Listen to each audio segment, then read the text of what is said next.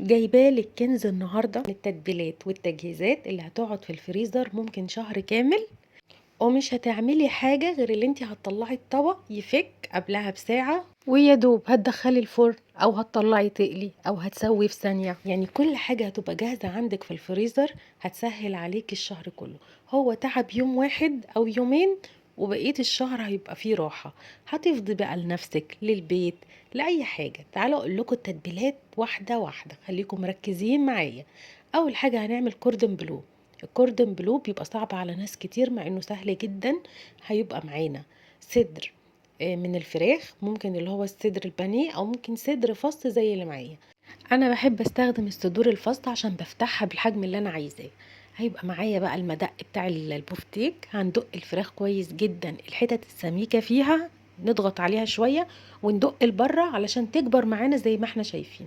هنتبلها فلفل اسود وملح، توم باودر، بصل باودر، وبعد كده هنحط شرايح التركي المدخن او هنحط البيف. في ناس بتحبه بالبيف وناس بتحبه بالتركي المدخن اللي هو الرومي المدخن. وهنحط الجبنة الشيدر من جواه. الطبقات بقى زي ما احنا قلنا بالترتيب، يعني الفراخ الاول هتبقى حجمها اكبر من التركي المدخن، نحط التركي المدخن جواها، وبعد كده نحط الجبنة تبقى اصغر من التركي المدخن. شفتوا الترتيب اللي انا قلته؟ انا بدق دلوقتي اهو الفراخ، الحتت السميكة بطلعها لبره زي ما انتوا شايفين. هنرش الملح وفلفل اسود كفاية جدا، ممكن نحط توم باودر وممكن نحط بصل باودر. بصوا بقى، التركي المدخن اهو على الفراخ، مغطي الفراخ من جوه بس مش طالع لبره. الجبنه الشيدر انا مستخدمه شيدر مستورد، هتبقى اصغر من التركي المدخن جوه. شايفين اطراف التركي المدخن باينه؟ هنحط الجبنه جواها. ممكن بقى نلف التركي من الاول، يعني ممكن نلف شريحه التركي جواها الجبنه ونروح حاطينها على طول في الفراخ، بس انا كده لفتها كلها مع بعضها. وما تخافوش من الحتت المفتوحة دي، كل ده هيجمد في الفريزر. وهنتبله بالدقيق والبقسماط وهيتدرى كله. هنحط بقى في اكياس تلاجة، هنفتحها ونبرمها زي ما انتوا شايفين زي البونبوني كده، يعني نطلع كل الهواء ونضغط كويس جدا لغاية ما نحس اللي هي جامدة معانا، مش مهوية او طرية في ايدينا، نحس اللي هي جامدة. ونروح لافين كل الرولات اللي معانا نفس الطريقة، وبعد كده نرصهم جنب بعض في طبق او صينية وندخلهم الفريزر ساعة بالكتير. هتلاقوه جمد. يعني احنا مش عايزينه يجمد 100% من جوه، لا انا عايزاه يجمد الطبقة اللي بره. انا بقى كنت جايبة كبة جديدة من رنين، كانت عاملة عليها تخفيض بس تحفة. قلت اجربها معاكم في الفيديو، لو نفعت هقول لكم عليها، لو ما نفعتش ما كنتش طلعتها خالص. انا حطيت الصدور كامله في الكبه، اتفرمت خلال ثواني معدوده. انبهرت بيها بصراحه، مع انها مش ماركه او ليها اسم كبير او معروفه، بس حلوه جدا. دي بتاعه التوم، يعني نحط التوم بقشره تتقشر على طول. السكينه بتاعتها 3 سكاكين مش سكينه واحده، بنركبهم في بعض 3 سكاكين، بيخلوا الفراخ او اللحمه تتفرم في ثواني. اللحمه بتهيألي المفروض يعني نقطعها، الفراخ انا استخدمتها زي ما هي، الصدر زي ما هو اتفرم بسرعه. شايفين ال3 سكاكين دول حاميين جدا، نخلي بالنا لان ممكن يعورونا واحنا بنركبها كمان، يعني مش اثناء الغسيل، لا ممكن واحنا بنركبها نتعور، فخلوا بالكم كويس جدا.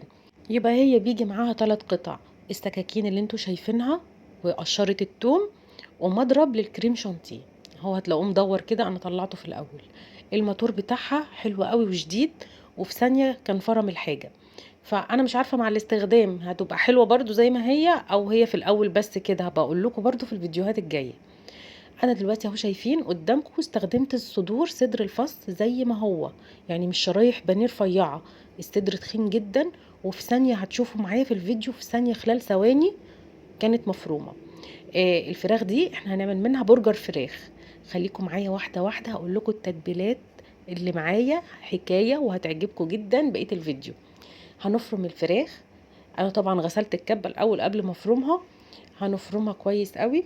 هي كده خلاص اتفرمت معايا ناعم جدا من اول ضربتين. هنزلها في طبق او بولة على حسب الكمية اللي معايا. انا مستخدمة دلوقتي كيلو الا ربع مثلا من الفراخ. هحط عليها رشة فلفل اسود او يعني ربع معلقة صغيرة من معلقة الشاي فلفل اسود، بس كده مش هنحط ملح. هنستخدم التتبيلات البرجر الجاهزة دي، فيها الملح بتاعها. هو المفروض الكيس على نص كيلو من اللحمة او الفراخ، لا انا بستخدم الكيس لكيلو من اللحمة او الفراخ. يعني كيلو الا ربع الفراخ اللي معايا ده استخدمت له نص كيس خلطة البرجر، لان الملح بيبقى فيه كتير قوي وحادق جدا، فمش مش هيبقى حلو ومش هيبقى ظريف. يعني ما تجربوش تحطوا الكيس على نص كيلو، هو الكيس على كيلو. عايزين تزودوا بعد كده سنة ملح بسيطة، لو انتوا حاسين اللي هو مش حادق قوي زودوا، بس هو كفاية قوي. وزودوا لو احتاجتوا، لكن ما تحطوش من الاول. دلوقتي انا هعمل البرجر، ممكن محشي جبنة، محشي تركي، سادة، ممكن نحشيه اي حاجة احنا حابينها. ممكن نحشيه سوسيس، ممكن نحشي اي حاجة احنا حابين نحشي بيها. في الخطوة دي هنحشيه، نحط كده نفرد بالمعلقة ونسيب فراغ شوية من نص، وبعد كده هنحط الحاجة اللي احنا هنحشيها ونغطيه بعجينة الفراخ اللي معايا، ونشيل اي زوايد من الاطراف، ونكرر العملية دي بأي حشوة احنا حابينها، ممكن كل واحدة بحشوة شكل. هيبقى حلو قوي وتغيير واختلاف لبرجر الفراخ. ممكن برجر الفراخ نستخدمه زي ما هو كده ونقليه في الجريل، انا بعمل كده، او ممكن نغطيه بالبقسماط ونستخدمه برجر بانيه. شايفين انا بضغط عليه كويس جدا علشان يتكبس معايا كويس او ما يفكش معايا في القليه. الحشو اللي معايا متداري كويس قوي، طبعا نداريه عشان الجبنه ما تسيحش وتتحرق معايا. دلوقتي هنعمل برجر اللحمه. برجر اللحمه قريب جدا من برجر الفراخ في الطريقه، بس اللحمه طبعا مفرومه، مش هنفرمها في الكبه، انا جايباها مفروم جاهز. هنحط برضو عليها كيس على كيلو لحمه. كيس خلطة البرجر ده هنحطه على كيلو لحمة، معايا 2 كيلو لحمة هنحط كيسين. نزود ملح بسيط حسب الرغبة. هنحط فلفل اسود. برجر اللحمة والفراخ احلى حاجة بتديهم طعم ونكهة حلوة الفلفل الاسود، يعني عايزين نزود سنة بسيطة نبقى نزود. هنكبس برضو البرجر كويس جدا. اهم حاجة مرحلة كبس البرجر دي علشان ما يفكش معايا في القلية. اللحمة هيبقى 20% دسم، يعني اللحمة هتبقى مش لحمة حمرا صافية، هيبقى 20% من الدهون. ممكن نعمله بايدينا من غير مكبس خالص زي ما انتوا شايفين، بس اهم حاجة اللي احنا نضغطه كويس جدا ونعمله الحجم اللي احنا حابينه. خايفين يكش معانا شوية عشان الدهون اللي فيه، نعمله اكبر شوية عشان يبقى قد الساندوتش معانا. شايفين انا عملته على ايدي، بقية البرجر عملته على ايدي كبير شوية علشان احس ان القطعة كبيرة على رغيف العيش. طريقة القلية بقى بتاعت البرجر سواء فراخ او لحمة هي نفس الطريقة، جريل ما بيلزقش، ونحط دهنة زيت خفيفة زي كده، يعني احنا مش هنقليه في زيت كتير، هي رشة زيت خفيفة على الطاسة. وبعد كده هنفرد بايدينا زي ما انتوا شفتوا كده، لو حسيناه تخين شوية لما حطيناه هنقلبه بقى اول ما ياخد وش زي كده، والنار المفروض تبقى وسط مش هادية قوي عشان ما ينزلش مية وينشف معايا، ولا عالي قوي عشان ما يتحرقش ويبقى ني من جوه. نار وسط ونحطه على النار ونقليه من الناحيتين ويبقى هو كده جاهز معايا.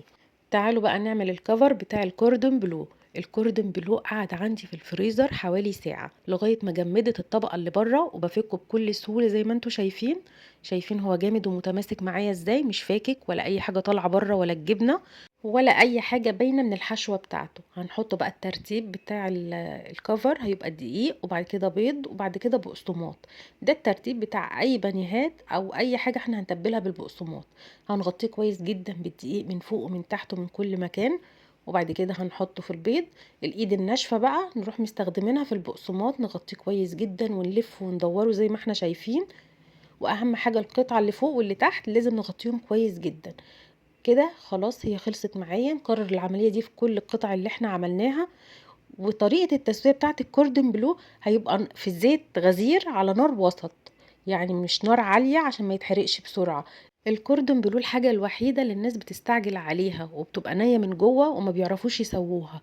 احنا لو استخدمنا زيت غزير واتغطست جوه الزيت ونار وسط، خلاص هي كده هتستوي.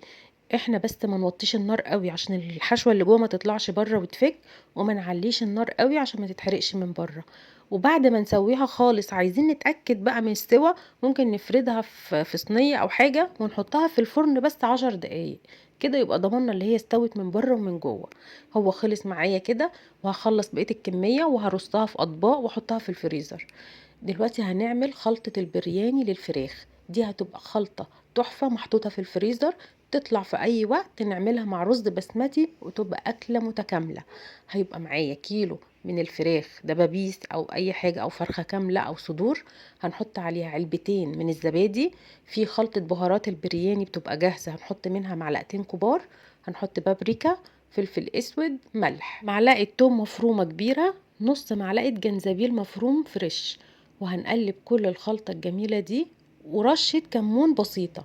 نخلي بالنا البهارات البرياني عليها كمون. نقلب بقى كويس جدا ونشيلها في علبة وتبقى جاهزة في الفريزر. دلوقتي هنعمل الفاهيتا. هيبقى معايا صدور من الفراخ متقطعة قطع صغيرة، معلقة كزبرة كبيرة، رشة فلفل اسود، معلقة بصل بودر، معلقة توم بودر، بس كده. ومعلقة بابريكا لو عايزين لونها احمر شوية. هنحط معلقة خل، معلقتين زيت كبار، وهنقلب كل الخلطة الجميلة دي مع بعض. ودي بقى هنحط عليها الليمون بعد التسوية، يعني الليمون مش هنحطه في الخلطة دلوقتي. دي خلطة الفاهيتا طعمها تحفة. هنقفل بقى كل الخلطات الجميلة اللي احنا عملناها ونحطها في اطباق زي كده. خلطة الفاهيتا دي في التسوية هنشوحها في شوية زيت صغيرين، او هي عليها الزيت هنشوحها في طاسة ما بتلزقش، ونحط عليها نص ليمونة والفلفل الالوان والبصل بتاعنا. دلوقتي هنعمل فراخ بانيه. طبعا الفريزر ما يخلاش من الفراخ البانيه، اكلة سريعة طول الشهر جنب شوية مكرونة تبقى تحفة. هيبقى معايا رشة فلفل اسود وتوم بودر وبصل بودر، نكتر منهم شوية. ممكن الملح ما نكترش فيه لان الكفر اللي بره بيبقى عليه ملح، يعني رشة ملح خفيفة على الخلطة الجميلة دي. التوم البودر والبصل البودر بيدوها ريحة تحفة، يعني ما نحطش بصل فريش ولا توم فريش، بصل بودر وتوم بودر. دلوقتي الكفر بقى بتاع البانيه هيبقى بيضتين عليهم معلقة خل عشان الزفارة، ونقلب كويس جدا. بس كده هيبقى الدقيق والبقسماط. احنا كده عارفين الكفر بتاع اي بانيهات: دقيق، بيض، بقسماط. البقسماط ممكن نجيبه بقسماط جاهز متبل بيبقى عليه الملح بتاعه، وممكن نجيبه من غير تتبيلة نحط احنا الملح بتاعه والفلفل الاسود. رصته التتبيلة بقى بالترتيب اللي انا حطاه ده، يعني رصوا الكفر بتاعه دقيق، بيض، بقسماط، عشان ما نتلخبطش. نحط في الدقيق وبعد كده نحط في البيض وبعد كده نحط في البقسماط. انا بجيب الصدور اللي هي الفص التخينة دي وبقطعها شرايح بالسمك اللي انا عايزاه. ما بنجيب البانيه جاهز متقطع شرايح بانيه بيبقى رفيع جدا وبينشف بسرعة معايا على النار. احلى حاجة اللي انتوا تجيبوا الشرايح التخينة اللي هي اسمها فص وتقطعوها، ممكن تبقى على قطعتين او 3 بالكتير. كده هتبقى قطع بانيه محترمة زي اللي بناكلها في اي مطعم. يعني عمري ما روحت مطعم وقدم لي قطع فراخ رفيعة كده ومحروقة، دايما بتبقى قطعة تخينة ومالية نفسها. دلوقتي هنرص برضو في الاطباق بتاعتنا، وبعد كده هنحط فواصل.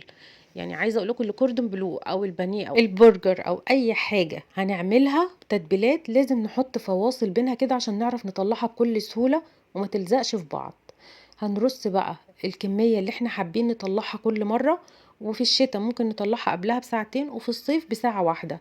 تبقى جاهزه معايا على القليه على طول جنب شويه مكرونه او رز بسمتي، وتبقى أكلة تحفة وسريعة وما تعبناش كتير. هنتعب بس يوم أو يومين في الشهر. هنرص بقى كل التتبيلات بتاعتنا في أطباق، ونفصل درج للفراخ ودرج للحوم، نغلفهم كويس جدا علشان مفيش ريحة تكرف على التانية او اي حاجة تانية تكرف من الروايح اللي احنا عاملينها. احنا مش حاطين لا توم فريش ولا بصل فريش في حاجة غير البرياني، خلطة البرياني. الفيديو طويل شوية بس انجزتكم في شوية تتبيلات حكاية ترجعوا لها في اي وقت من الالف للياء. بس لو عجبكم الفيديو ما تنسوش لايك وشير عشان ناس كتير تشوف الفيديو وتستفاد. واشوفكم في فيديو جديد ان شاء الله. باي باي.